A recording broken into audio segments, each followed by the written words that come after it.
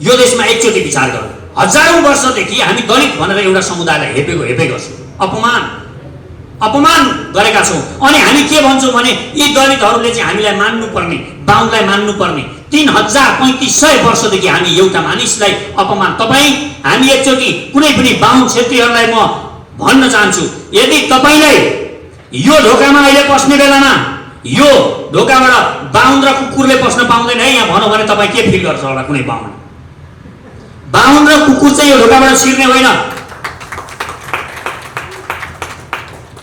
यो चुलो चाहिँ कुकुर र क्षेत्रीले छुने होइन भन्ने कल्चर थियो र त्यहाँ हामी जानु पर्थ्यो भने के हुन्थ्यो होला? एकचोटि कल्पना गर्नुहोस्, 3500 वर्षसम्म, 3000 वर्षसम्म हामीले यो देशका दलितहरूलाई त छिर्न पाउँदैनस् भनेर हामीले एउटा कुकुरको भन्दा पनि निम्न स्तरको व्यवहार गरेका छौँ। हामीले हरेक बाहुन क्षेत्रीले यहाँका दलित समुदायहरूसँग घुँडा टेकेर माफी माग्नुपर्छ।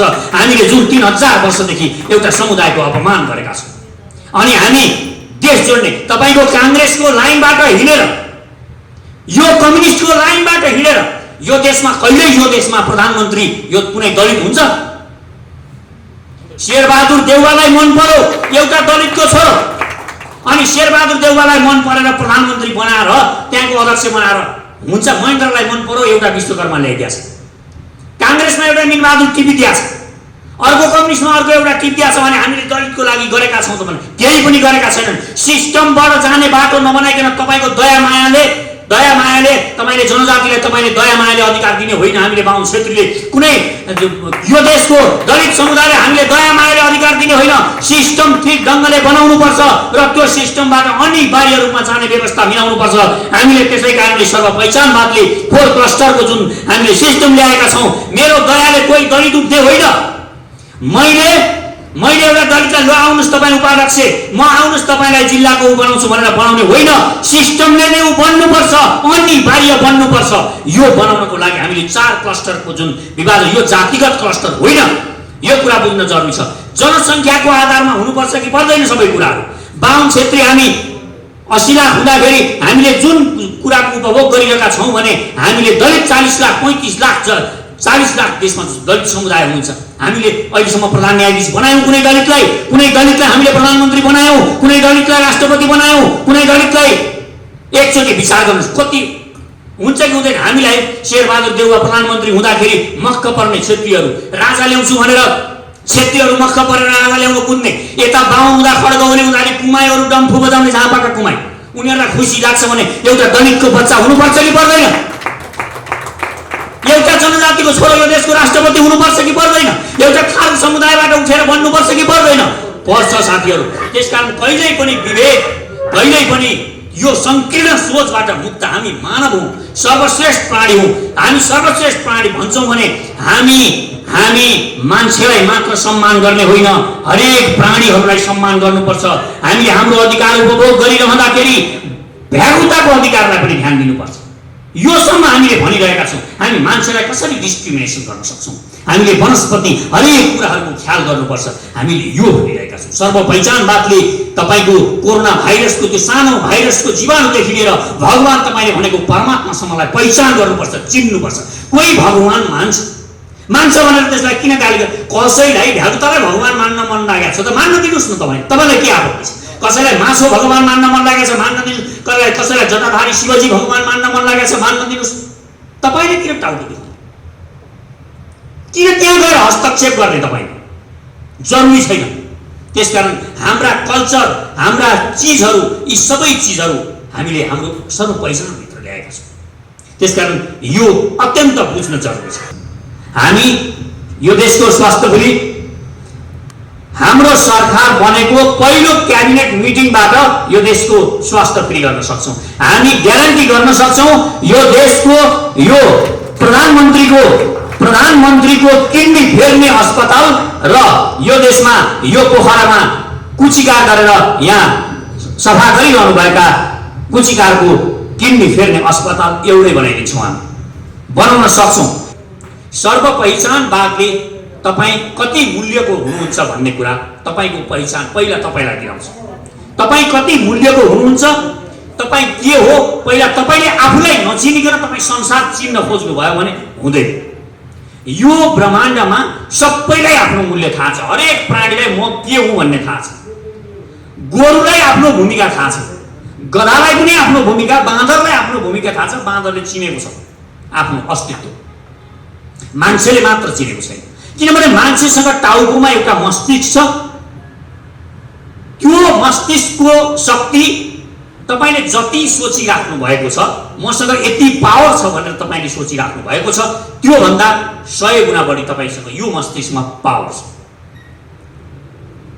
यति पावरफुल मस्तिष्क लिएर, माइन्ड लिएर हामी मसँग केही छैन भनेर बसिरहेका छौँ। हाम्रो मूल्य कति छ, यो मूल्य पहिला थाहा पाउनु। म यसमा फोकस गर्न खोजिरहेको छु। तपाईलाई व्यक्तिगत रूपमा हामीले सर्व पहिचानमा विश्व ब्रह्माण्डको कुराहरू गरेका छौँ, धेरै कुराहरू हामीले बुझ्नु भएको छ। अब तपाईँ के हो, त्यो ब्रह्माण्डको कति अंशमा तपाईँको महत्त्व के हो, म अलिकति बुझाउन चाहन्छु। यसको लागि तपाईँहरू कोहीसँग एउटा सुन छ भने मलाई दिन सक्नुहुन्छ? कोहीसँग सुनको औँठी केही त्यस्तो कोहीसँग छ?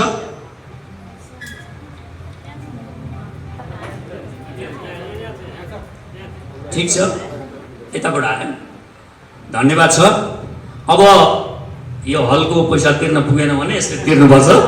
अहिले कार्यक्रम गरेको बाँकी रहेको यो आएको छ, अरू पनि दिन खोज्दै हुनुहुन्छ, पुगेन भने त्यहाँबाट पनि लिउँला। धन्यवाद छ तपाईँहरूलाई, यो काम लाग्छ। यो सुन हो। यो सुनलाई अघि उहाँको हातमा उहाँले जतनका साथ लाउनु भएको थियो।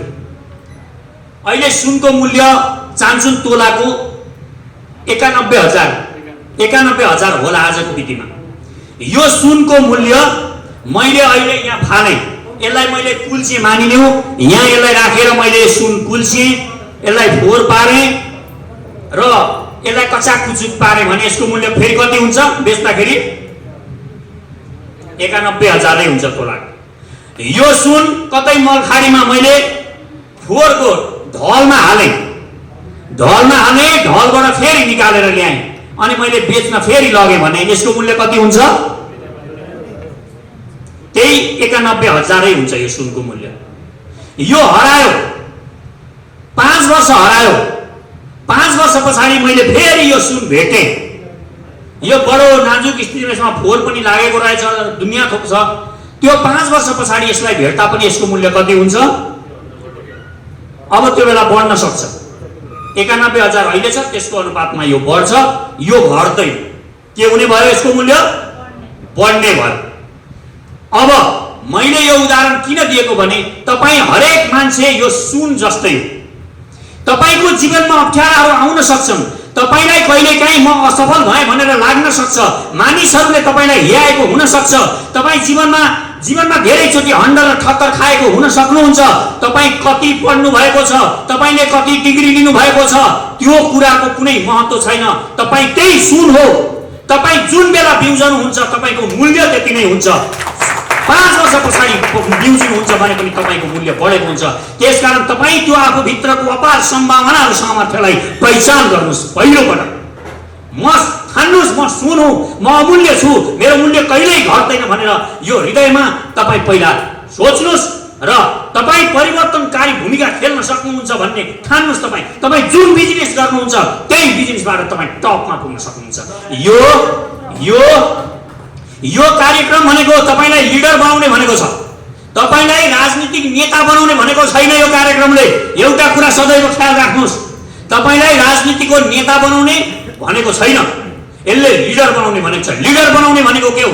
तपाईले यस्ता कार्यक्रम 10 वटामा मात्र पनि तपाईले भाग लिनुभयो भने तपाईँ जुनसुकै बिजनेस गर्नुभएको होस् अहिले त्यो बिजनेसमा तपाईँ त्यो क्षेत्रको अब्बल हुनुहुन्छ। तपाईँ पढ्नुहुन्छ त्यसमा अब्बल हुनुहुन्छ।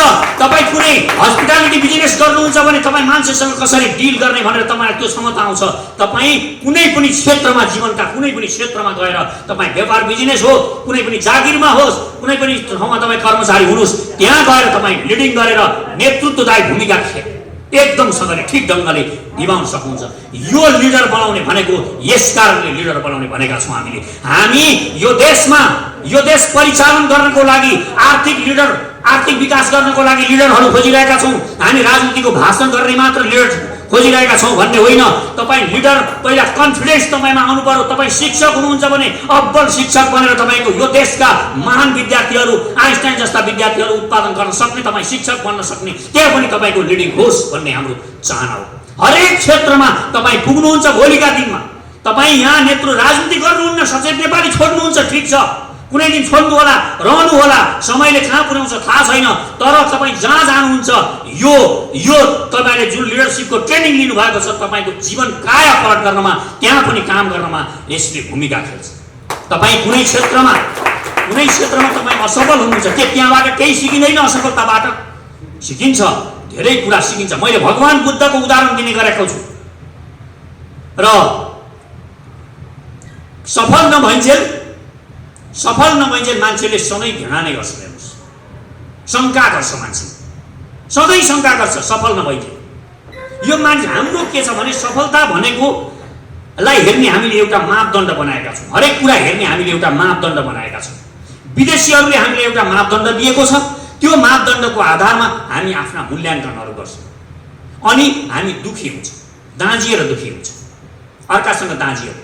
तपाईँ युनिक हुनुहुन्छ, तपाईँ अद्भुत हुनुहुन्छ, तपाईँको केही कुरा पनि मसँग मिल्दैन, मेरो केस संसारको कोही मानिससँग मिल्दैन, त्यसरी तपाईँको केस संसारको कुनै पनि मानिससँग मिल्दैन। तपाईँ जसरी हिँड्नुहुन्छ, जसरी बोल्नुहुन्छ, अघि तपाईँ हेर्नुहोस्, यहाँ भाइको नाम त अहिले मैले बिर्सेँ र अब म बोल्न जान्दिनँ भन्दा पनि आत्माको आवाज बोलेर जानुभयो भाइले। उहाँसँग अब म दाँजिन थालेँ भने, त्यो स्टाइलले बोल्न थालेँ भने मिल्दैन। मैले मेरो स्टाइलमा बोल्नुपर्छ। तपाईँ हरेकले आफ्नो आफ्नो स्टाइलमा बोल्नुपर्छ, आफ्नो आफ्नो स्टाइलमा डिल गर्नुपर्छ। जसरी तपाईँहरू प्रेम गर्नुहुन्छ, जसरी समाजलाई तपाईँको हेर्ने दृष्टिकोण छ, जसरी तपाईँ आफ्ना बाबुआमाप्रति प्रेम गर्नुहुन्छ, जसरी तपाईँ यो देशप्रति प्रेम गर्नुहुन्छ, तपाईँका हरेक चिज युनिक छन्। आफ्नो युनिकनेसलाई स्वीकार गर्नुहोस्। तपाईँको यो औँठा पनि मिल्दैन, तपाईँको आँखाका नानीहरू अर्कोसँग मिल्दैन। हरेक तपाईँहरूले आफ्नो मूल्य जुन दिन महसुस गर्नुहुन्छ अनि मात्र तपाईँले थाहा पाउनुहुन्छ अर्कोको पनि त्यति नै मूल्य छ। मेरो जति नै ऊ युनिक छ, उसलाई मैले भ्याउनु हुँदैन, उसलाई मैले हेला गर्नु हुँदैन, ऊ पनि म जस्तै एउटा मानिस हो भनेर हामीले उसलाई भन्नुपर्छ। त्यो महसुस गरेको हुनुपर्छ। आफ्नो बच्चा बच्ची नभइकन तपाईँ जहिले पनि हेर्नुहोस्, जसको आफ्नो छोराछोरी छैनन् अथवा साना बच्चा बच्चीसँग एकदम घुलमिल नभएको, प्रेम नगरेको मानिस छ, छेउछाउमा छैन भने उसलाई बच्चा देख्दा पनि इरिटेट हुन्छ।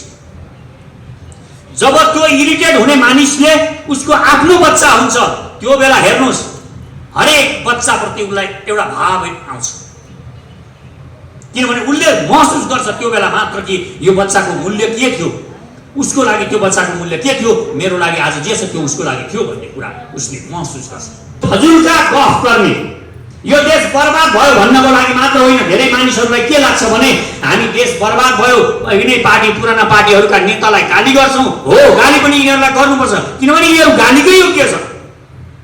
अब दुध अगाडि ल्याएर राखेको छ, त्यसलाई त दुधै भन्नु पर्यो, गोबरलाई त गोबरै भन्नु पर्यो नि, परेन। यी पुराना पार्टीहरू जुन गोबरको काम गरिरहेका छन् भने त हामीले तिनीहरूलाई गोबर भन्नुपर्छ। तथापि यी अहिले आएका नेपालका जति पनि जातिवादी पार्टीहरू छन्, क्षेत्रीय पार्टीहरू छन् र यी पुराना पार्टीहरू त 70 वर्ष हेऱ्यौँ, यिनीहरूलाई देश बनाउने आइडिया थाहा रहेछ। अब हामीले के थाहा पायौँ, यिनीहरूलाई राणाको विरोध गरे, हामीलाई लाग्यो यिनीहरूलाई देश बनाउने आइडिया छ होला भनेर हामीले काङ्ग्रेसलाई भट्टाभट भोट दियौँ, छैन। त्यस पछाडि योसँग आइडिया रहेनछ भनेपछि यो काङ्ग्रेसीहरूलाई महेन्द्रले लात्तले हाने, निकालिदिए, जेलमा कोचिदिए। अब यो महेन्द्रसँग चाहिँ छ कि क्या हो भनेर यो देशका आइडिया छ कि यो देशका मानिसहरूलाई लाग्यो महेन्द्रसँग आइडिया छ कि देश बनाउने भन्ने, त्यहाँ पनि रहेनछ। हामीले थाहा पायौँ यिनीहरूले नराम्रो गरे भन्ने चाहिँ थाहा रहेछ, यो काङ्ग्रेसले ठिक गरिसकेर यो छैन भन्ने चाहिँ थाहा थियो, तर देश बनाउने आइडिया थाहा थिएन।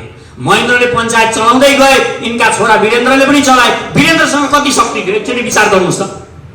वीरेन्द्र सुपर पावर थियो कि थिएन कुनै बेला देशमा? यो देशमा चाहेको भए वीरेन्द्रले जे पनि गर्न सक्थे, त्यति पावर थियो। खोइ त देश त बनाएन नि त, किनभने उसलाई थाहै छैन त कसरी बनाउनु, थाहा नपाएपछि बनाउन सकिँदैन।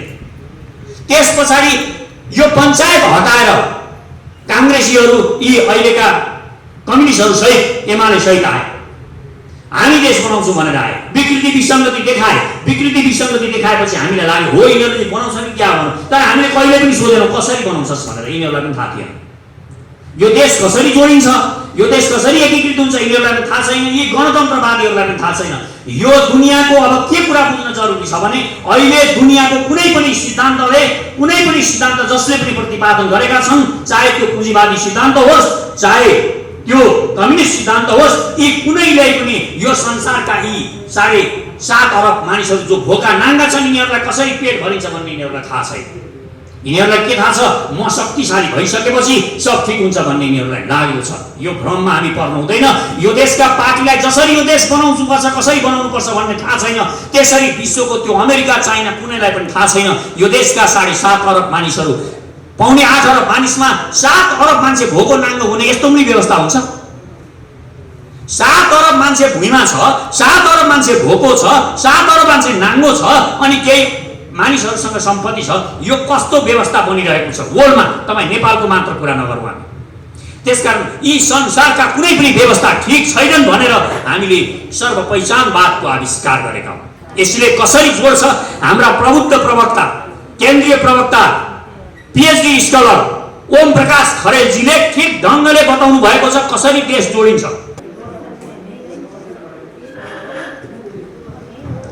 नमस्कार। आदरणीय कार्यक्रमका सभापति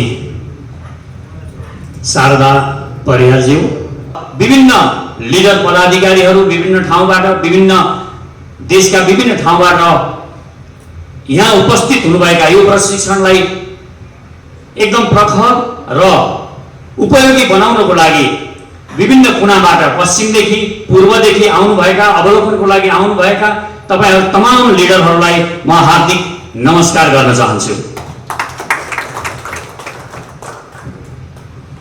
यो हाम्रो महायज्ञको समय हो। हामी अहिले वास्तवमा भन्ने हो भने एउटा ठुलो निर्माणको प्रक्रियामा छौँ। हामी निर्माण गर्नको लागि, वातावरण बनाउन र त्यो निर्माणकर्ताहरूलाई तयार गर्नको लागि हिँडिरहेका छौँ। निर्माण गर्नको लागि अब तपाईँ लिडर भनेको हामी वास्तवमा ज्यामी खोजिरहेका छौँ। हामी ज्यामी हौँ। हामी यो देशका नागरिकहरूको मजदुरी गर्छौँ, काम गर्छौँ। त्यसको लागि हाम्रा लिडरहरूले तयार हुनुपर्छ र हामी भनेका ती नागरिकहरूको काम गर्नको लागि कसरी काम गर्ने भनेर सिक्नको लागि यहाँ उपस्थित भएका छौँ। अब हामीले अहिले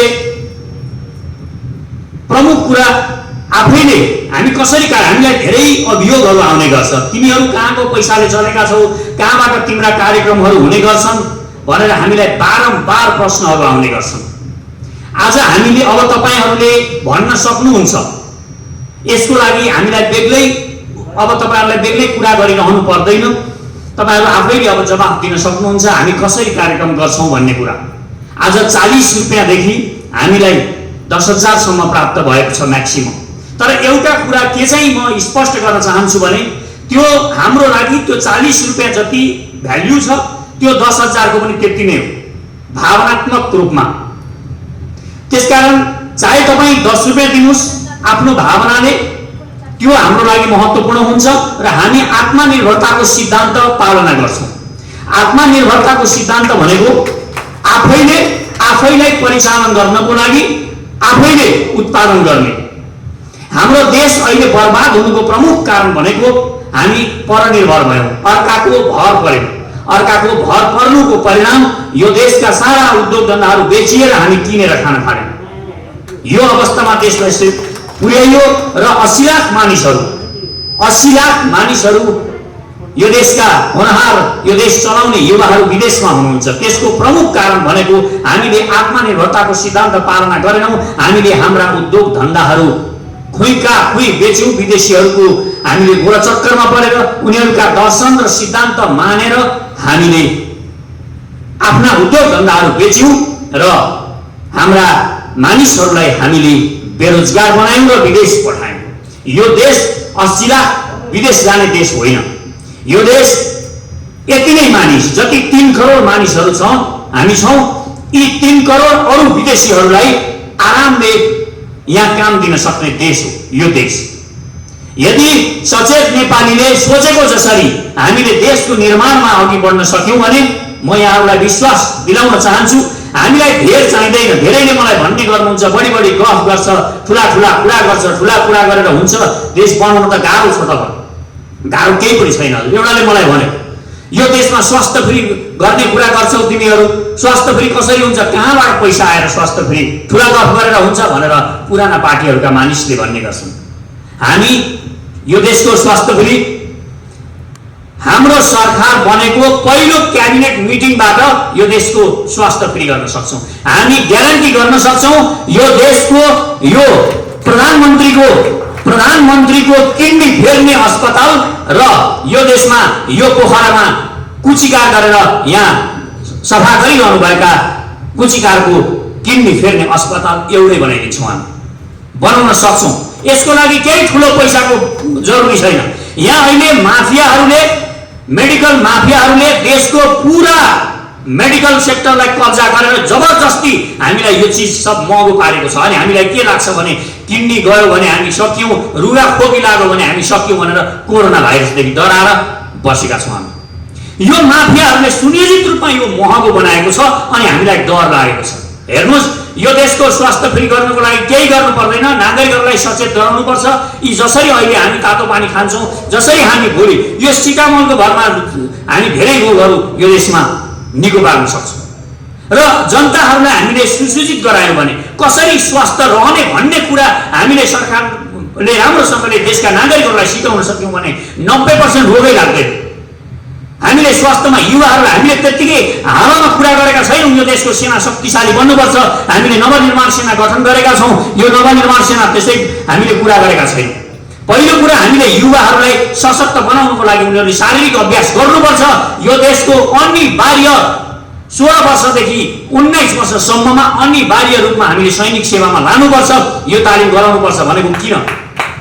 यसको मुख्य कारण भनेको तपाईँको स्वास्थ्यमा ध्यान दिएकै हो। जब तपाईँ एक्सर्साइज गर्नुहुन्छ, अभ्यास गर्नुहुन्छ, बारम्बार ठिक ढङ्गले तपाईँ आफ्नो स्वास्थ्यप्रति सचेत हुनुहुन्छ, तब तपाईँलाई रोगै नलाग्ने सम्भावना हुन्छ। रोग नलाग्ने हस्पिटलको के काम भयो? थोरै हस्पिटलले पनि काम बन्ने भयो कि भएन? अघि हाम्रो सरले भन्नुभएको थियो शिक्षा फ्री गर्ने कुरा कुनै ठुलो कुरा छैन। हेर्नुहोस्, शिक्षा फ्री गर्न हामीले एउटा विधि पनि बताउनु भएको थियो सरले। सरकारले पैसा तिर्दिने मात्र सिस्टम बसायो भने शिक्षा फ्री हुन सक्छ। हामी सबैसँग केही न केही यस्ता आइडियाहरू छन्, केही विचारहरू छन्, त्यो विचारहरूलाई मन्थन गर्ने कार्यक्रम पनि हो। यसको धेरै महत्त्व हुन्छ। त्यसकारण हामीले एकअर्कालाई बुझ्नको लागि यो कार्यक्रमको अति महत्त्व छ। अब अलिकता म एउटा जादु देखाउन खोज्दैछु, जादु गरौँ भन्दैछु।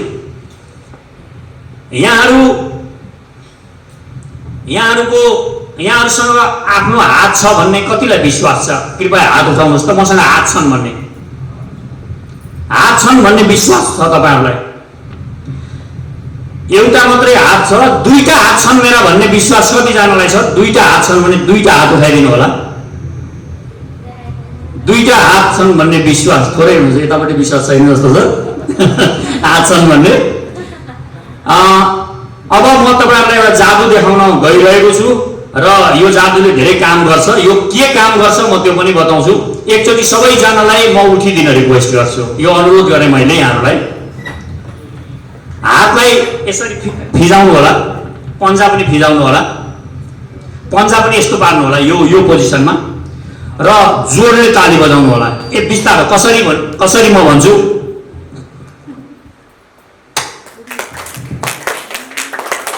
अलिक भएको छैन, एकचोटि ओम सरलाई देखाइदिनुहोस् एकचोटि कसरी बजाउने भनेर।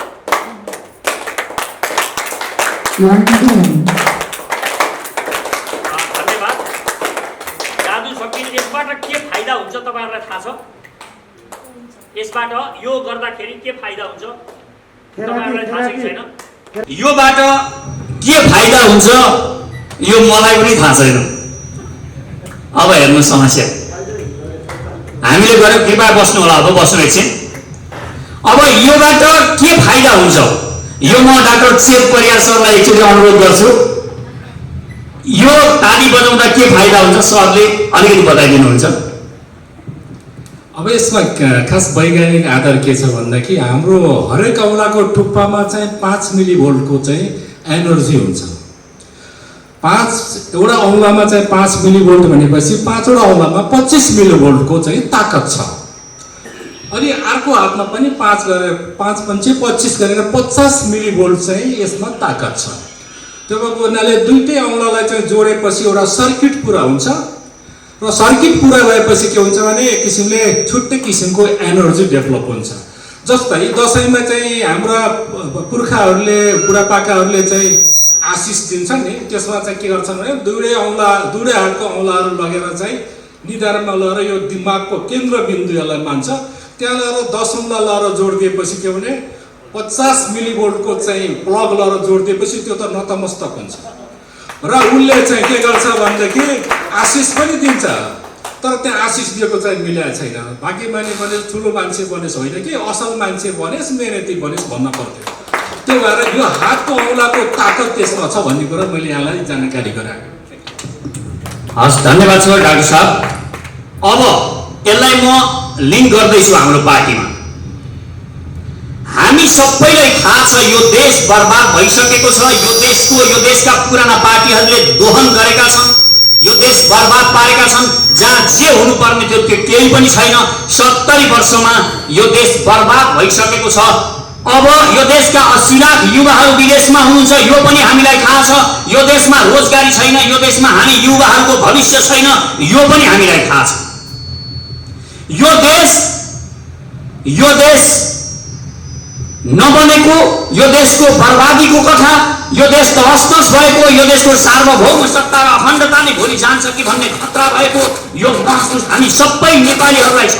थाहा छ यो कुरा, तर हामीलाई के थाहा छैन? हामीलाई यो देश कसरी बन्छ भन्ने थाहा छैन। जसरी अहिले हामीलाई हातले, मलाई पनि थाहा थियो हात यसरी हान्दाखेरि यो फाइदा गर्छ, तर के फाइदा गर्छ त्यो मलाई थाहा थिएन। तैपनि मैले तपाईहरुलाई गर्नुपर्छ भने यो देशका पुराना पार्टीहरू र अहिले जति पनि पार्टीहरू आएका छन् यिनीहरूलाई सबैलाई थाहा छ यो देश बर्बाद भएको। तपाईलाई चिया दोकानमा गएर सोध्नुस् एउटा चिया दोकानको मानिसलाई, उनले तपाई र मैले भन्दा राम्रोसँगले यो देश बर्बाद भएको कथा राम्ररी बताउन सक्छ। कहाँ बर्बाद भएको छ सब बताउन सक्छ उसले। यहाँका यी सबै पार्टीहरूले पनि ठीक ढङ्गले बताउन सक्छन् देश बर्बाद भएको छ, तर यिनीहरू कोही पनि बताउन सक्दैन यो देश कसरी बन्छ। यो देश कसरी बन्छ भनेर त्यो सही कुरा जसरी डाक्टर चेत परियार सरले अहिले ठीक ढङ्गले बताउनु भएको छ, यो हातको ताली बजाउँदाखेरिको फाइदा त्यो त्यसरी गरी बताउनुको लागि आएको हो यो सचेत नेपाली पार्टी। त्यसकारण यसको महत्त्व भनेको अरूको जस्तो फजुलका गफ गर्ने, यो देश बर्बाद भयो भन्नको लागि मात्र होइन। धेरै मानिसहरूलाई के लाग्छ भने हामी देश बर्बाद भयो यिनै पार्टी पुराना पार्टीहरूका नेतालाई गाली गर्छौँ। हो, गाली पनि यिनीहरूलाई गर्नुपर्छ, किनभने यिनीहरू गालीकै योग्य छ। अब दुध अगाडि ल्याएर राखेको छ त्यसलाई त दुधै भन्नु पर्यो, गोबरलाई त गोबरै भन्नु पर्यो नि, पर्यो। यी पुराना पार्टीहरू जुन गोबरको काम गरिरहेका छन् भने त हामीले तिनीहरूलाई गोबर भन्नुपर्छ। तथापि यी अहिले आएका नेपालका जति पनि जातिवादी पार्टीहरू छन्, क्षेत्रीय पार्टीहरू छन् र यी पुराना पार्टीहरू त 70 वर्ष हेऱ्यौँ यिनीहरूलाई देश बनाउने आइडिया थाहा रहेछ। अब हामीले के थाहा पायौँ, यिनीहरूलाई राणाको विरोध गरे, हामीलाई लाग्यो यिनीहरूलाई देश बनाउने आइडिया छ होला भनेर हामीले काङ्ग्रेसलाई भट्टाभट भोट दियौँ, छैन। त्यस पछाडि योसँग आइडिया रहेनछ भनेपछि यो काङ्ग्रेसीहरूलाई महेन्द्रले लात्तले हाने, निकालिदिए, जेलमा पोचिदिए। अब यो महेन्द्रसँग चाहिँ छ कि क्या हो भनेर यो देशका आइडिया छ कि यो देशका मानिसहरूलाई लाग्यो महेन्द्रसँग आइडिया छ कि देश बनाउने भन्ने, त्यहाँ पनि रहेनछ। हामीले थाहा पायौँ यिनीहरूले नराम्रो गरे भन्ने चाहिँ थाहा रहेछ, यो काङ्ग्रेसले ठिक गरिसकेर यो छैन भन्ने चाहिँ थाहा थियो, तर देश बनाउने आइडिया थाहा थिएन। महेन्द्रले पञ्चायत चलाउँदै गए, यिनका छोरा वीरेन्द्रले पनि चलाए। वीरेन्द्रसँग कति शक्ति थियो एकचोटि विचार गर्नुहोस् त। वीरेन्द्र सुपर पावर थियो कि थिएन कुनै बेला देशमा? यो देशमा चाहेको भए वीरेन्द्रले जे पनि गर्न सक्थ्यो, त्यति पावर थियो। खोइ त देश त बनाएन नि त, किनभने उसलाई थाहै छैन त कसरी बनाउनु, थाहा नपाएपछि बनाउन सकिँदैन। त्यस पछाडि यो पञ्चायत हटाएर काङ्ग्रेसीहरू यी अहिलेका कम्युनिस्टहरू सहित एमाले सहित आए।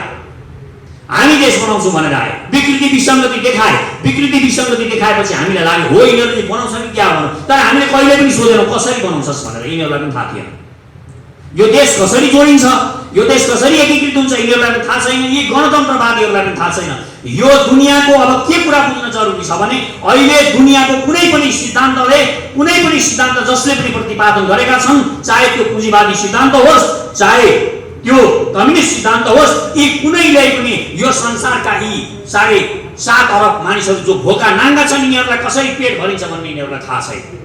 यिनीहरूलाई के थाहा छ, म शक्तिशाली भइसकेपछि सब ठिक हुन्छ भन्ने यिनीहरूलाई लागेको छ। यो भ्रममा हामी पर्नु हुँदैन। यो देशका पार्टीलाई जसरी यो देश बनाउनु पर्छ, कसरी बनाउनु पर्छ भन्ने थाहा छैन, त्यसरी विश्वको त्यो अमेरिका चाइना कुनैलाई पनि थाहा छैन। यो देशका 7.5 अरब मानिसहरू, 7.5 अरब मानिसमा 7 अरब मान्छे भोको नाङ्गो हुने यस्तो पनि व्यवस्था हुन्छ? 7 अरब मान्छे भुइँमा छ, 7 अरब मान्छे भोको छ, 7 अरब मान्छे नाङ्गो छ, अनि केही मानिसहरूसँग सम्पत्ति छ। यो कस्तो व्यवस्था बनिरहेको छ वर्ल्डमा? तपाईँ नेपालको मात्र कुरा नगरौँ हामी। त्यसकारण यी संसारका कुनै पनि व्यवस्था ठिक छैनन् भनेर हामीले सर्वपहिचानवादको आविष्कार गरेका हौँ। यसले कसरी जोड्छ? हाम्रा प्रबुद्ध प्रवक्ता, केन्द्रीय प्रवक्ता, पिएचडी स्कलर ओम प्रकाश खरेलजीले ठिक ढङ्गले बताउनु भएको छ कसरी देश जोडिन्छ। देश जोड्न पहिला भावनात्मक रूपमा यो मेरो देश भन्ने लाग्नुपर्छ। यो अहिले यो हामी जुन हलमा अहिले कार्यक्रम गरिरहेका छौँ, यो हल पनि मेरो हो, भविष्यमा पनि यो हलमा मैले काम गर्नुपर्छ, यहाँ मैले कार्यक्रम गर्नुपर्छ भन्ने लाग्यो भने यहाँका साना साना कुरा हामी फोहोर गर्न पनि मन लाग्दैन हामीलाई। जसरी तपाईँ आफ्नो घरमा बसेर सोफामा केही झर्ला कि भनेर सचेत भएर खानुहुन्छ, तर तपाईँ हामी यो देशका नागरिक त्यही गाडीमा गयौँ अथवा सार्वजनिक ठाउँमा कतै देशको सम्पत्ति भएको ठाउँमा गएर बस्यौँ भने त्यहाँ हामी ध्यानै दिँदैनौँ, च्यात्छौँ, त्यहीको च्यातेर हामी प्रयोग गरिरहेका हुन्छौँ, त्यो नाश गरिरहेका हुन्छौँ। त्यो भावना किन आएन हामीमा? यो नबुझाइकन र यो देशका नागरिकहरूमा यो भावना नछरिकन यो देशमा तपाईँले विकास गर्छु भनेर विकास हुनेवाला छैन। पहिला मलाई लाग्नुपर्छ यो मेरो देश हो भन्ने, पहिला मलाई लाग्नुपर्छ। एउटा दलितलाई लाग्नुपर्छ यो मेरो देश हो भन्ने, एउटा जनजातिको बच्चालाई लाग्नुपर्छ, छोरीलाई लाग्नुपर्छ यो मेरो देश हो भन्ने, एउटा थारू मधेसको कुनै पनि समुदायलाई लाग्नुपर्छ, त्यो सतार समाज जसलाई पनि लाग्नुपर्छ यो मेरो देश हो भन्ने। त्यो लागेपछि त्यहाँ प्रेम गर्छ, त्यो देशलाई प्रेम गर्छ। अनि सबैभन्दा पहिला यो देशलाई जब खतरा पर्छ सबैभन्दा अगाडि ऊ निस्कन्छ। त्यसकारण यो भाव पहिला आउनु अत्यन्त जरुरी छ। यसको लागि हामीले सर्वपहिचानवादको आविष्कार गरेका छौँ। हुन त यो यसमा धेरै अल्मलिन जरुरी छैन। सर्वपहिचानवादको बारेमा एकदम स्पष्ट रूपमा हाम्रा उपाध्यक्ष जनजीत तामाङ र ओम प्रकाश खरेलजीले बताइ नै सक्नु भएको छ। त्यसकारण पहिला आफ्नो पहिचान, मैले भनेको एउटा कुरा सर्वपहिचानवादले ध्यान दिने भनेको विश्व ब्रह्माण्ड यो जगत हामीले पहिचान गर्नुपर्छ, चिन्नुपर्छ। हामीले यहाँका विकृति विसङ्गतिहरू थाहा पाउनुपर्छ, यहाँका कमी कमजोरीहरू थाहा पाउनुपर्छ, हामीले थाहा पाएको हुनुपर्छ। ती सब कुराहरूको पहिचान गर्नुपर्छ र सर्वप्रथम हामीले आफ्नो पनि पहिचान गर्नुपर्छ। म के हुँ भन्ने कुरा हामीले एकदमसँगले थाहा पाउनुपर्छ र कहिल्यै पनि आफ्नो मूल्य कम नआक्नुहोस्। कुनै पनि मान्छेको लागि आँखामा आँखा जुदाएर बोल्नुहोस्। कुनै पनि मानिससँग डिस्कस गर्नको लागि आफूलाई तयार राख्नुहोस्, पढ्नुहोस्। दिनमा 1 घण्टा अनिवार्य सचेत नेपालले पढेकै हुनु पर्यो, कुनै हालतमा पढ्नु पर्यो। 1 घण्टा मात्र तपाईँ पढ्नु भयो भने म तपाईँको डिग्री होस् नहोस् मलाई मतलब छैन। 1 घण्टा तपाईँ दिनमा पढ्नुहोस्। तपाईँ 4 वर्ष पढ्नुहोस्, केवल 4 वर्ष तपाईँ वर्ल्डको जोसुकै मानिससँग पनि आँखा जुदाएर बस गर्न सक्नुहुन्छ। यो क्षमता तपाईँमा आउँछ। 1 घण्टा तपाईँ यत्तिकै पनि बिताइराख्नु भएको हुन्छ। सामाजिक सञ्जालमा यत्तिकै त्यो कोट्याउँदै फोन कोट्याउँदै 1 घण्टा बित्छ। किताब राख्नुहोस्। सचेत नेपालीको लिडरसँग झोलामा एउटा किताब हुनुपर्छ। कसैलाई तपाईँले आफ्नो कुरा बताउन जाँदा तपाईँ के हो भन्ने कुरा तपाईँसँग के छ भन्ने कुराले राख्छ। जुन मानिसको घरमा किताब हुन्छन्, जुन मानिसको घरमा र भोलिका दिनमा सचेत नेपालीका हरेक कार्यालयमा हामी लाइब्रेरी पनि सँगै हुन्छ। यो पनि हामी त गर्छौँ। त्यसकारण तपाईँ एकपटक विचार गर्नुहोस्। तपाईँको किराना पसल, तपाईँ कुनै नयाँ ठाउँमा जानुभयो, एउटा किराना पसल छेउमा 2टा किराना पसल छन्। एउटा किराना पसलमा एउटा लुडो खेलेर बसिरहेको छ, अर्को एउटा पुस्तक पढेर बसिरहेको छ, तपाईलाई कुनले आकर्षित गर्छ? त्यो पुस्तक पढेको जो बसिरहेको हुन्छ त्यो किराना पसलले तपाईलाई आकर्षित गर्छ।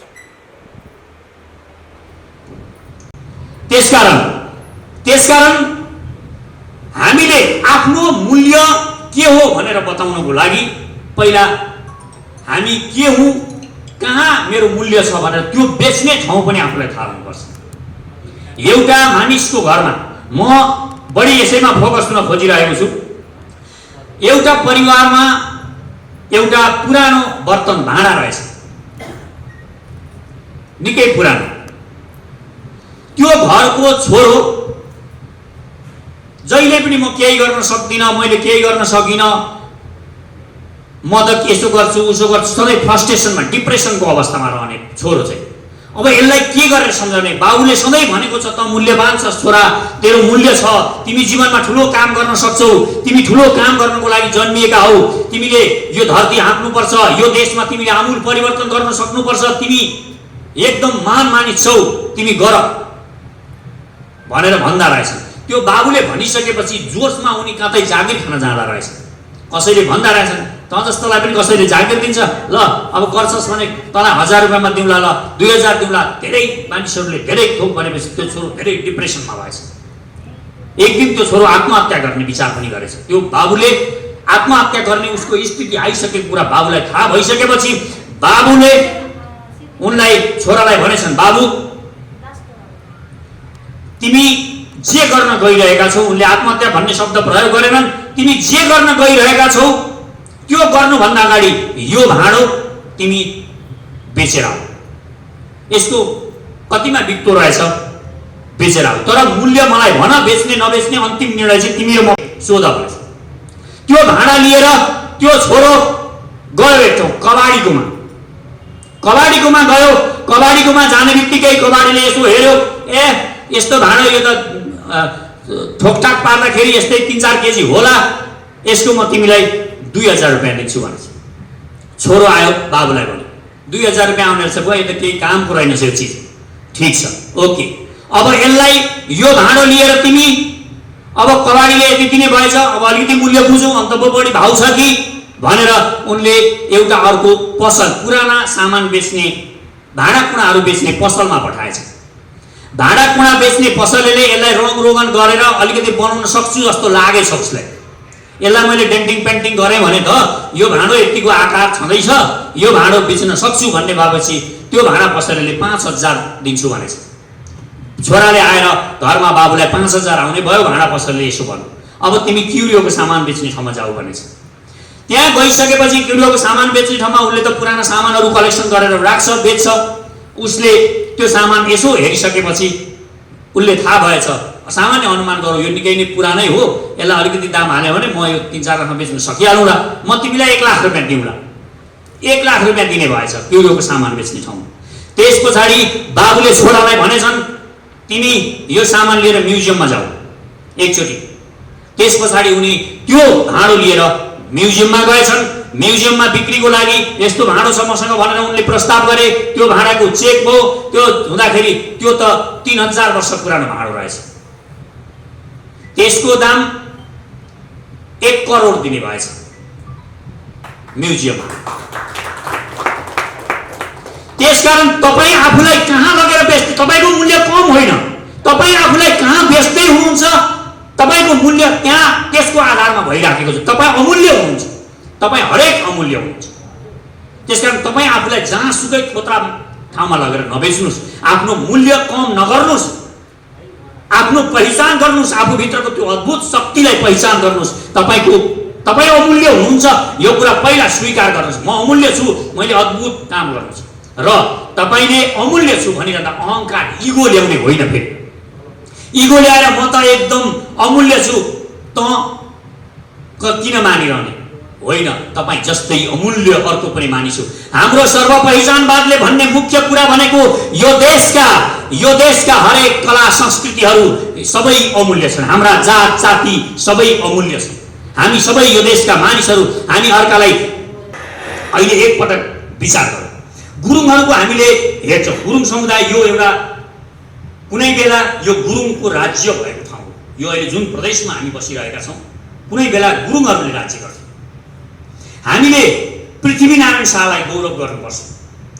पृथ्वीनारायण शाहलाई गौरव गरिरहँदाखेरि हामीले के बिर्सनु हुँदैन भने त्योभन्दा अगाडि विशाल नेपाल कसले बनाएको थियो? महान ग्रेटर नेपाल, एउटा नेपाल जोड्ने अभियान कसले गरेको थियो? कहाँबाट सुरुवात भएको थियो? त्यो बिर्सिन मिल्छ? यो देशमा किराँत कालमा सबैभन्दा पहिला ग्रेटर नेपाल बनेको थियो। यो कुरा कहिले पनि बिर्सिनु हुँदैन। त्यस पछाडि लिच्छवी कालमा त्यो सिन्जा प्रान्त जुम्लेली राजाहरूले अर्को विशाल नेपालको अवधारणा ल्याएको थियो, बनाएका थिए उनीहरूले। त्यत्रो महान दिल्लीसम्म हाम्रो राज्य, यो नेपाल भन्ने राज्य त्यो बनाएको। अनि पृथ्वीनारायण शाह मात्र भनेर अरू सबै छोडिदिएपछि अरूले मान्छ। त्यसकारण जब तपाईँ पृथ्वीनारायण शाह भन्नुहुन्छ भने तपाईँले किराँतका ती राजाहरू पनि खोज्नु पर्यो, ती यलम्बर राजाहरूलाई खोज्नु पर्यो, उनीहरूलाई पनि सम्मान दिनु पर्यो, उनीहरूलाई पनि त्यसरी नै पढाउनु पर्यो। ती लिच्छवी राजाहरू, ती जुम्लेली राजाहरू, ती सब जसले यो नेपाललाई महान बनाएका छन्, ती विभूतिहरू, ती हरेकका हाम्रा ती पहिचानहरू हामीले निकाल्नु पर्यो। जसलाई लगेर चियानमा गाडिएको छ तिनीहरूलाई उदिनेर तिनीहरूका पहिचान हामीले देशका नागरिकहरूमा पुर्याउनुपर्छ। अनि मात्र यो देश जोडिन्छ। त्यत्तिकै हावादारी कुरा गरेर जोडिन्छ देश। देश जोड्ने भनेको त्यति सहज कुरा छैन। तपाईँ र मैले अँगालो हालेर देश जोडिने होइन। देशमा त्यो अँगालो हालिरहँदाखेरि तपाईँ के सोच्नुहुन्छ त्यसले देश जोड्छ। यो बुझ्न अत्यन्त जरुरी छ। त्यसकारण हाम्रा जुन कल्चरहरू छन्, यहाँको गुरुङको जुन रोदी घरमा नाच्ने जुन चलन छ, घाटु नृत्य भनिन्छ, त्यो तमुहरूका तमु पर्वहरू, तमु लोसारहरू, मगरहरूको बडघरमा जुन हाम्रो सामूहिक रूपमा चाहिँ नेतृत्व छान्ने प्रचलन थियो, राईहरू लिम्बूका चण्डी नाचहरू, महान पुस्तक त्यो मुन्दुम खोइ, त्यो मुन्दुमका कुराहरू, थारूका माघीहरू। अब यो भनेको अब जस्तो अब मैथिलीका होली पर्वहरू र हाम्रा अरू धेरै महान चाडहरू छन्। हाम्रो सोनाम लोसार तामाङहरूले मान्नुहुन्छ। अब त्यस्तै तपाईँ खसहरूका महान पर्वहरू छन्। मष्टो देवताको पूजा गरिन्छ। सिजा भ्यालीमा जुन सभ्यताहरू छन् ती सभ्यताहरूको खोजी गर्नुपर्छ हामीले। हाम्रा दसैँ तिहार, गाई जात्राहरू, घोडे जात्राहरू, मच्छिन्द्रनाथ जस्ता महान शक्ति थिए यो देशमा। त्यो मच्छिन्द्रनाथ जस्ता, गोरखनाथ जस्ता शक्तिहरू, ती गौरा पर्वहरू। अब यी पर्वहरू जुन हाम्रा पर्वहरू छन्, अब गौरव हामीले दसैँ तिहार भनेर हामी बाहुन क्षेत्रीहरूले एकदम खुसी भएर मनाइरहँदाखेरि हामीले यति नै खुसी यी अहिले मैले भनेका चाडपर्वहरू, माघीमा होस् या लोसारमा होस्, तमु घरमा नाचिने यो रोदी घरमा नाचिने नाचहरू, त्यसमा पनि त्यति नै हामी खुसी हुनुपर्छ। तपाईँ र म सँगै एकदम खुसी साथ घोडे जात्रामा रथ यात्रा गर्नुपर्छ। मच्छिन्द्रनाथका ती रथहरू तान्नुपर्छ हामीले। यो कल्चर भनेको केवल नेवारले बचाउने अनि यो गुरुङको कल्चर भनेको केवल गुरुङले बचाउने होइन। यी सबै कल्चर हाम्रा कल्चर हुन्। यी कल्चरहरू हामीले बचायौँ भने अनि हामीलाई यसले पहिचान दिन्छ एक अर्काले। यी हाम्रा राष्ट्रियता हुन्। तपाईँ एउटा कुरा, सभ्यता र कल्चर एउटा महत्त्वपूर्ण कुरा हो। यो दुईटा पाटो एकदम गम्भीर कुरा छ। सभ्यता भनेको के हो? सभ्यता भनेको तपाईँले ठुलो घर बनाउनु भयो, एकदम राम्रो कारमा चढ्नु भयो। पश्चिममा जुन सभ्यता कल्चर निर्माण छैन, पश्चिममा सभ्यता निर्माण छ। हेर्नुहोस्, पश्चिममा उनीहरूले सभ्यता निर्माण गरेका छन्। एउटा कार छ, दुईटा कार किन भन्छन् उनीहरूले, एउटा सानो घर छ, ठुलो घर बना भन्छन्। त्यो सभ्यता निर्माणहरू गर्छन्। तर हामीले के भनेको भने कल्चर र सभ्यता धेरै, कल्चर भनेको इनर कुरा हो, आत्माको कुरा हो, यो भित्री कुरा हो, र सभ्यता भनेको बाहिरी कुरा हो। तपाईँले राम्रो लुगा लाउनुहुन्छ, टाई लाउनुहुन्छ, यी सभ्यता हो। तर टाई लाउनुहुन्छ, मान्छेलाई डिस्क्रिमिनेसन गर्नुहुन्छ, पशुपक्षीदेखि घृणा गर्नुहुन्छ, कुकुर भेटो लात्ती हान्नुहुन्छ, अनि एउटा जहाँ भेटो त्यही जेसुकै गर्नुहुन्छ, वनस्पति जोगाउनुहुन्न, तपाईँले टाई लाएर के हुन्छ? तपाईँ भित्री कल्चरल्ली तपाईँ गलत हुनुभयो। त्यसकारण कल्चरल्ली हामी ठिक ठाउँमा आउनु पर्यो। हामीले कल्चर सुधार्नु पर्यो र हाम्रा यी जति पनि कल्चर छन्, हाम्रा संस्कृतिहरू छन्, ओम सरले ठिक ढङ्गले बुझाउनु भएको छ। त्यसकारण ती कल्चरहरूप्रति हामीले ध्यानले ती सबै जोगाउनु पर्यो। यहाँका ती राष्ट्रियता हुन्, हाम्रा सम्पत्ति हुन्, यी सबै हामीलाई चिनाउने यिनै कुरा हो। त्यस कारण यिनीहरूप्रति हामी सदैव चनाखो हुनुपर्छ। अब म धेरै कुरा गर्न चाहन्छु। म के चाहिँ भन्न चाहन्छु भने पुराना पार्टीहरूले जे गरेका छन् ती सबै कामहरू ठिक ढङ्गले नभएको कारणले हामीले यो पार्टीको निर्माण गरेका छौँ। अघि जनरल सरले भन्नुभएको छ किन पार्टीको आवश्यकता परेको छ हामीलाई भनेर ठिक ढङ्गले उहाँले बुझाइसक्नु भएको छ। यो सर्वपहिचानवादी नागरिक समाजवादी यो समतावादी पार्टी वैज्ञानिक समतावादी पार्टीको आवश्यकता बडो गम्भीर भएर हामीले सोच विचार गरेर यो देशमा केही हुनेवाला छैन, 1000 वर्ष पछाडि पनि आज हामी यही अवस्थामा रहन्छौँ। योभन्दा अलिकति सुधारिएका हाम्रा टेक्नोलोजीहरू थोरै प्रयोग गर्छौँ होला, तर हामी कहिले पनि गर्ने हुँदैन। अर्को 100 वर्ष पछाडि पनि हामी यिनै पार्टीलाई सत्तामा राखिरह्यौँ भने अर्को 100 वर्ष पछाडि पनि हामीहरूको हालत यस्तै नै हुन्छ। त्यसकारण हामी फरक तरिकाले आउन खोजेका छौँ। यो फरक परिणाम निकाल्नको लागि फरक तरिकाले सोच्नु पनि पर्छ। तपाईँले एउटै तरिकाले अहिलेकै तरिकाले अगाडि बढ्यौँ भने हामी अर्को परिणाममा पुग्न सक्दैनौँ, अर्को चिज प्राप्त गर्न सक्दैनौँ। यो कुरा पनि हामीले महसुस गर्नुपर्छ। त्यसकारण मेरो रिक्वेस्ट चाहिँ के हो भने हामीले राष्ट्रियता जोगाउँछु भनिरहँदाखेरि यो देशका राष्ट्रियता जुन हाम्रा राष्ट्रियताहरू छन्, हाम्रा कल्चरहरू छन्, पहिला तिनीहरूलाई जोगाउनुपर्छ। हाम्रा कल्चर एकदमै तपाईँले डेडिकेट भएर हाम्रा कल्चरको व्याख्या गर्नुपर्छ। बाहुनले जहिले पनि कुरा गर्दाखेरि यो कुनै जनजातिको बखान गरिरहँदाखेरि नाक खुम्च्याउँ, हामी महान हौँ भनिरहँदाखेरि तपाईँ हामीले नाक खुम्च्याउनु पर्ने केही कुरा छैन।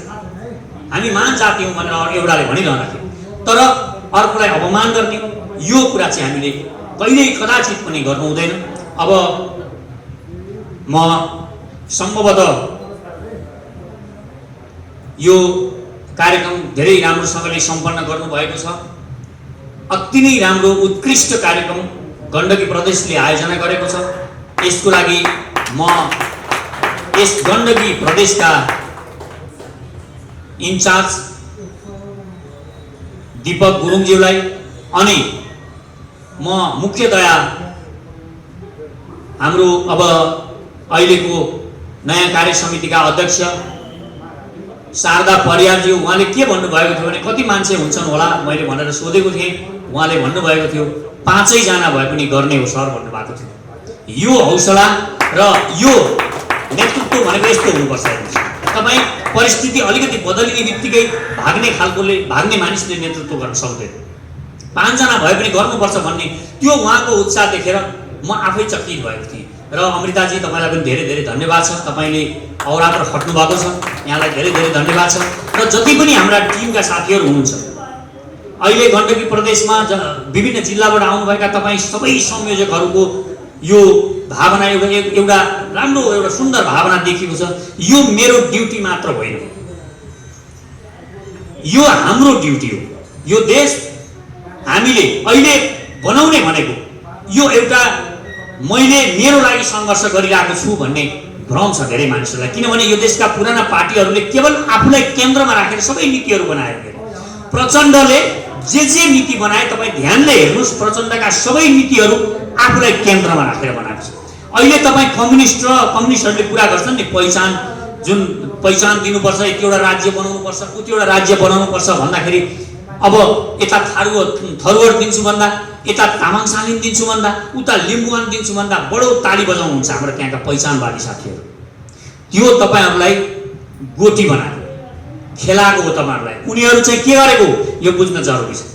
उनीहरूले के गरिराखेको छन्, तपाईँलाई तिनै डाँडा पाखामा अल्मल्याउने, तपाईँलाई चाहिँ त्यहीँको प्रदेशमा यसो अल्मल्याइदिने, यसो मुख्यमन्त्रीसम्म पुर्याइदिने, यताकालाई यतै अल्मल्याउने, आफू चाहिँ सधैँ माथि प्रधानमन्त्री भइरहने। यो रणनीति हो, यो खेल अन्तर्गत उनीहरूले गरेका छन्। र उनीहरूले अहिले हेर्नुहोस् तपाईँ यी जो कम्युनिस्टहरू छन् यिनीहरूले हामी दलित समुदायलाई उठाउनुपर्छ, मुठी कसेर भन्छन् दलित समुदाय उठाउनुपर्छ, यिनीहरूलाई हक अधिकार दिनुपर्छ, शोषण भयो, हजारौँ वर्षदेखि शोषण छ, यिनीहरूलाई माथि उठाउनको लागि कम्युनिस्ट नै हो भन्छ। अनि तिनका अध्यक्ष हेर्नुहोस्, कुनै अध्यक्ष त्यहाँ दलित पुग्ने सम्भावना हुन्छ? त्यो लाइन बनाएका छन् त, सिस्टममा जान्छ? सिस्टम नबनाएपछि त जाँदैन। अब हामीले 25% अनिवार्य रूपमा क्लस्टर वाइज त्यो पनि सर्कल मिलाएर 1 वर्ष 2 वर्षको कार्यकाल बाहुन क्षेत्रीय आर्यन समुदायबाट, अर्को कार्यकालमा जनजातिबाट, अर्को कार्यकाल दलित समुदायबाट, अर्को कार्यकाल अनिवार्य रूपमा थारू मधेसी समुदायबाट गरिसकेपछि र त्यहाँभित्र पनि फेरि त्यो जातिको जस्तो यहाँ पनि के छ भने अब एउटा बाटो भयो, यसमा नि कस्तो हुन्छ कहिले भने अब जनजातिभित्र पनि एउटा जातिगत रूपमा एउटा बाटो हुनसक्छ, अनि त्यही मात्रै घुमाएर हुने होइन। फेरि त्यहाँ पनि फेरि यसपालि तामाङको यो पुण्य प्रसाई पछाडि तामाङको कोही हुनुभयो अध्यक्ष भने अर्को पालि तामाङको हुनेवाला छैन। यो कुरा पनि बुझ्न जरुरी छ। अर्को त्यहाँभित्रबाट पनि जनजातिबाट पनि अर्को समुदायबाट आउँछ। यसो गर्दाखेरि के हुन्छ, सबैलाई के विश्वास हुन्छ भने एक दिन मेरो समुदायबाट पनि यो देशको प्रधानमन्त्री हुन्छ, एक दिन मेरो समुदायबाट पनि यो देशमा प्रधानमन्त्री राष्ट्रपति हुन सक्छ। यो सम्भावना त्यहाँ देखिन्छ। यो देखिसकेपछि हामीले देशमा भावनात्मक रूपमा म पनि हुन सक्छु, मेरो नाति पनाति खनाति मेरो 100 वर्ष पछाडि मेरो पनि वंशको यो देशमा केही न केही हुन्छ भन्ने विश्वास पहिला देशले दिनुपर्छ। यो देशले यो भावना दिइसकेपछि त्यो पार्टीमा मान्छे किन जोडिन्छ, यो पार्टीमा कोही किन जोडिने। पुण्य प्रसाईले डम्फु बजाएर देश बनाउँछु भनेर अनि गुटुङटुङ पुण्य प्रसाईका पछाडि लाग्ने, अनि त्यही प्रचण्ड बन्दैन पुण्य प्रसाई भन्ने के ग्यारेन्टी छ? के आधारमा विश्वास गर्ने पुण्य प्रसाईलाई? पुण्य प्रसाई बिग्रिँदैन भन्ने के ग्यारेन्टी छ? पुण्य प्रसाई पनि हर्मोनले चल्ने हो। पुण्य प्रसाई भित्र पनि रसायन त चेन्ज हुन्छ। पुण्य प्रसाईलाई पनि कुर्सीको मोह लाग्ला भोलि, अनि त्यो बदलिँदैन भन्ने के ग्यारेन्टी छ? त्यसको लागि मलाई खुला छोड्ने होइन। यो सिस्टम हामीले किन अहिले देश पुरा बर्बाद भएको सिस्टममा देशलाई नहिँडाको कारणले मुहान सफा गर्नुपर्छ भनेर हाम्रो चेत सर बारम्बार भन्नुहुन्छ, डाक्टर चेत परियास। हामीले सिस्टमबाट जाने बाटो बनाइदिइसकेपछि त त्यहाँबाट हिँड्दै गएपछि त पुग्यो नि त। त्यो बाटो हामीले बनाउन खोज्दैछौँ। हाम्रो देशमा प्रधानमन्त्री पनि क्लस्टर वाइज प्रधानमन्त्री हुने भइसकेपछि यो देशमा पार्टीको सभापति पनि त्यसरी बनाउँछौँ हामी। 30 वर्षसम्म एउटा मान्छे सभापति अध्यक्ष भएर बस्ने यस्तो पनि काहीँ हुन्छ। अनि अर्को समुदायको मान्छे कसरी चान्स पाउँछ? एउटा अर्को 40 लाख 50 लाखको समुदाय छ, त्यो मान्छेलाई तपाईँ बाइपास गरेर अनि एउटा समुदायको मात्रै उठाएर हुन्छ? 70 वर्ष भयो काङ्ग्रेसको पार्टी, 7 साल 5 सालदेखि गठन भएको पार्टीमा तपाईँको एउटा देखाउनुहोस् मलाई कोही उपाध्यक्ष पनि भएको छैन कुनै दलित समुदायबाट। अध्यक्ष कोही जनजातिको भएको छ? कम्युनिस्टमा देखाउनुहोस्। नेपालको कुन कम्युनिस्ट पार्टीमा अध्यक्ष जो विश्वकर्माले प्रचण्डलाई सदस्यता दिनुभयो उहाँ नै अध्यक्ष भयो भनेपछि हामीले यिनीहरूको सिस्टमबाट गयौँ भने यो देशमा यो भेदभाव कायम रहन्छ। यो बाहुन क्षेत्रीमा जुन घृणा, बाहुन क्षेत्री जनजाति मङ्गोल दलित भनेर अहिले जुन घृणा फैलाइएको छ, यो घृणा फैलाउनुको मुख्य कज भनेको यिनीहरूले जुन बनाएका छन् नि, पहिचान दिन्छु तिमीहरूको बेग्लै राज्य हुनुपर्छ, यो जड कडियो। उनीहरू पार्टीमा चाहिँ रोक्न चाहन्छन्, आफ्नो पार्टीमा चाहिँ बनाउन चाहँदैनन्, त्यहाँबाट सिस्टम लिएर जान चाहँदैनन्, देशको प्रधानमन्त्री बनाउन चाहँदैनन्। उताउतै हामीलाई लडाइँ यो चिन्न जरुरी छ। र तपाईँहरू सबैले यो कुरा ठिक ढङ्गले बताइदिनुपर्छ लिडरहरूले कि हामी चाहिँ यसरी जाँदैछौँ र हाम्रो चाहिँ अनिवार्य पुगिन्छ। कसैलाई भेदभाव हुँदैन। यहाँ तपाईँलाई प्रयोग गरेर म प्रधानमन्त्री बन्ने होइन। तपाईँ प्रधानमन्त्री बन्ने ग्यारेन्टी गर्न आएको हो। म एउटा दलित प्रधानमन्त्री बन्ने ग्यारेन्टी गर्न आएको, एउटा जनजाति राष्ट्रपति बन्ने ग्यारेन्टी गर्न आएको, एउटा खारुको बच्चा यो देशमा शक्तिशाली पदमा पुगेको ग्यारेन्टी गर्न चाहिँ म आएको। मलाई भोलि 5 वर्ष 7 वर्ष पछाडि मलाई यो पार्टीमा अध्यक्ष हुने रहर छैन। तपाईँ योग्य भएर तपाईँ अगाडि बढ्नु पर्यो, तपाईँ आउनु पर्यो, तपाईँले सम्हाल्नु पर्यो र तपाईँले आफूलाई दिनु पर्यो, एउटा लक्ष्य दिनु पर्यो। मेरो यो देशमा जिम्मेवारी छ, म यो देशमा यो जिम्मेवारी लिएर अगाडि बढेको छु। म यो देशको एक दिन मन्त्री हुन्छु, म यो मेयर भएर यहाँको यो सुधार गर्छु यो मेरो नगर। तपाईँले अहिले आफूलाई दिनु पर्यो, लक्ष्य दिनु पर्यो। जे बिग्रेको छ हेर्नु पर्यो, त्यहाँ म पुगेर गर्छु भन्ने विश्वास दिनु पर्यो। आफूलाई विश्वास गर्नु। तपाईँ दुनियाँका कुनै पनि मानिसले गरेको काम तपाईँ गर्न सक्नुहुन्छ। त्यो अपूर्व क्षमता तपाईँसँग छ। त्यो अपूर्व क्षमता चिन्नुहोस्। संसारका कुनै पनि युवाले गरेको काम तपाईँ गर्न सक्नुहुन्छ। म यहाँ नागरिक समाजवाद र समतावादको बारेमा कुरा आएको छ। अब अहिले यो म बताउन सक्दिनँ किनभने यो धेरै कुराहरू आइसकेको छ। अब कुनै पनि प्रश्न तपाईँहरूलाई चाहिँ छन् भने यो चाहिँ यताबाट प्रश्न आयो, लिडरबाट आएको कारणले यसको म जवाफ दिन्न। तपाईँहरूसँग कुनै प्रश्न छन्, तपाईँहरूले बुझ्नु भएको छैन, केही कुरा गम्भीर कुरा छन् भने तपाईँहरूले चाहिँ मलाई सोध्न सक्नुहुन्छ, अथवा मैले नभए हाम्रो अध्यक्षज्यूहरूबाट यो आउन सक्छ। धन्यवाद छ। यहाँ हामी तपाईँहरूसँग प्रश्न छन् भने प्रश्न बनाउनुहोस्, हामी छलफल गरौँ। अब हामी एकछिन बस्छौँ, खाना खाँदै पनि छलफल गरिन्छ। त्यसकारण छलफल हामी सामूहिक रूपमा गरौँ। अब यताबाट मात्र प्रश्न जाने, नेतृत्वबाट मात्र प्रश्न गर्नुपर्ने जरुरी छैन, होइन? हे वीर गोर्खालीहरू हो, कसैको गुलाम भएर बाँच्नुभन्दा त छातीमा गोली थापेर मर्नु निको हो। शक्तिशाली र समृद्ध नेपालको नवनिर्माणका लागि सचेत नेपाली। आदरणीय दिदीबहिनी तथा दाजुभाइहरू नमस्कार। नेपालको अस्तित्व नै खतरामा परेको यस संवेदनशील घडीमा विदेशी दलाल, भ्रष्ट र घुसखोर माफियाहरूको भण्डाफोर गर्दै देशभक्तिको भावना नेपाली जनजनमा पुर्याउनु अति आवश्यक भएपछि हामीले सर्वपहिचानवाद, नागरिक समाजवाद र समतावादको नयाँ सिद्धान्त आविष्कार गरेर सचेत नेपाली पार्टी गठन गरेका छौँ। निर्वाचन आयोगमा दर्ता भएर सचेत नेपाली पार्टीले चुनाव चिन्ह पनि प्राप्त गरिसकेको छ। साहसको प्रतीक सिंह यस सचेत नेपाली पार्टीको चुनाव चिन्ह हो। आज हाम्रो देशले कुनै पनि क्षेत्रमा प्रगति गर्न नसक्नुको मुख्य कारण भनेको अहिले हाम्रो देशमा जति पनि पार्टी छन् तिनले सही सिद्धान्त अङ्गीकार गर्न सकेका छैनन्। उनीहरूले अँगालेको विचार र सिद्धान्त नै गलत छ। एउटा रुटको गाडी चढेर अर्को स्थानमा कहिल्यै पनि पुग्न सकिँदैन। गलत सिद्धान्तबाट सही परिणाम आउँदैन। गलत विचारले पदलोलुप, विदेशी दलाल, लुटेरा, पाखण्डी र भ्रष्टहरू नै जन्मन्छन्। किनकि फरक परिणामका लागि फरक विचार चाहिन्छ।